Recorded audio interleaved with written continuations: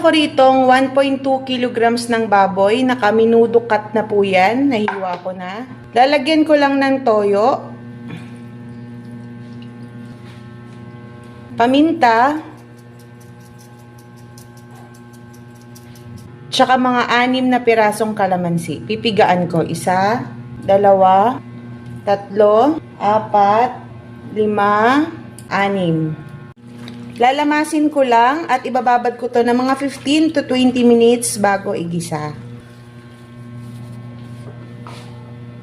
Same procedure din sa atay ng baboy. Ito po ay 300 grams. Lalagyan ko lang din ng toyo at paminta. Kalamansi, mga 2 piraso lang dito. Ganun din, lalamasin din at ibababad ko rin ng mga 15 to 20 minutes bago igisa.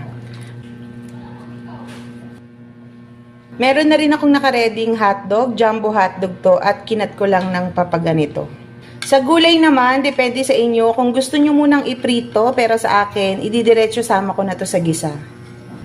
Mantika, bawang, 1 kalahating ulo ng bawang tong ginamit ko. Masarap pag maraming bawang. Next ko naman tong sibuyas. Isasabay ko na rin tong kamatis. Gisahin lang natin maigi. Masarap to pag talagang gisang-gisa yung mga aromatics. Medyo patagalin natin sa apoy. Wag lang natin susunugin. Lagay ko na tong binabad nating baboy. Ayan. Masarap tong minudo kaya lang masyadong matrabaho. Para lang doon sa mga magtsatsaga maghiwa.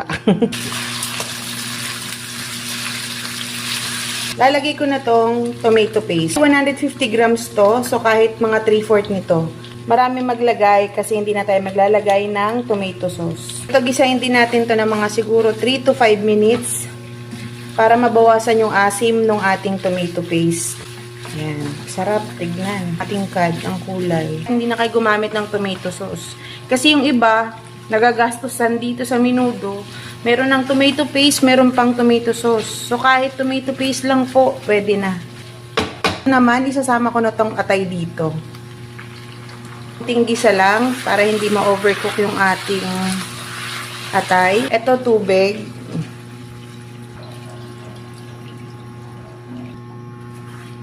Yan. Pork broth cube. Ito, pork. Timan ko lang. Lagay ako ng patis.